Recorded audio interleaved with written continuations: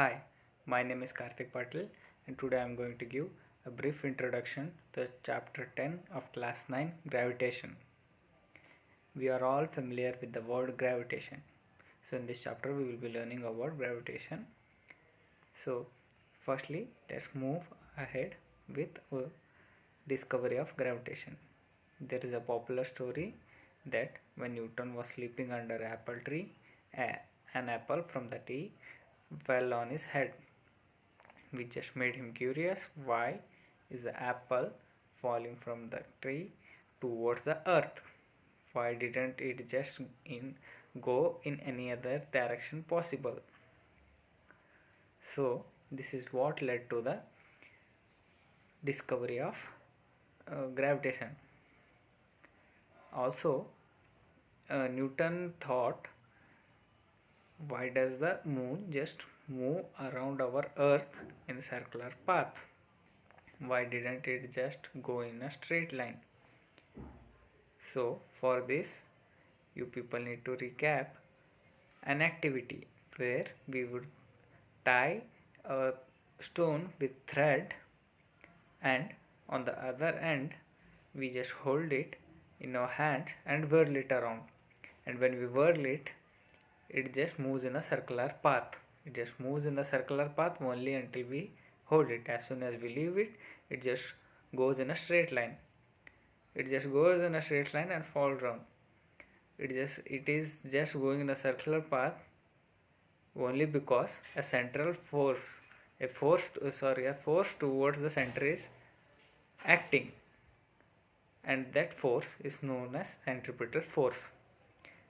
Unless and until there is a presence of centripetal force, it will continue its circular path. The same goes true for planets. Planets also move around the sun because of a centripetal force. That centripetal force is gravitation. So gravitation is the reason why all the planets are moving around in the circular path. So also moving back to curiosity of Newton. So Newton didn't just think about circular motion of moon and why the apple fell down. He also thought, if the earth is possible, it is possible for the earth to attract apple, why isn't it possible for the earth to attract the earth towards it? Like, why isn't the moon just falling towards the earth? So the answer to this lies to our next topic, which is universal law of gravitation. So it states that the force F of gravitation, or the force of attraction between two objects of masses capital M and small m, separated by distance d. The force F is directly proportional to the product of the masses of the two objects and is inversely proportional to the square of the distance between the two objects. So F is directly proportional to capital M and F is directly proportional to the product of capital M and small m, and inversely proportional to the square of the distance d. So if the masses of the two objects is increased, the force of attraction also increases. But if the distance between them is increased, the force of attraction between the two objects will just decrease. So if I double the distance between two objects, then the force of attraction between them will get reduced by 1/4.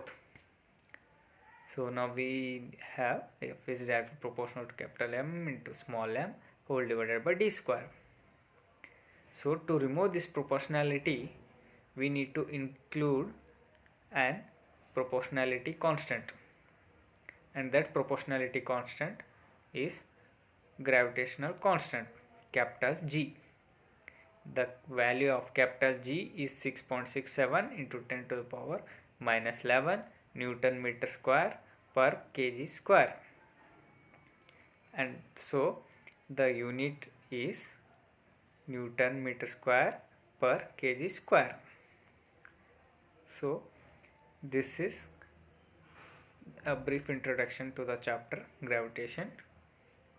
Rest of the topics were not able to explain because the time set. Thank you.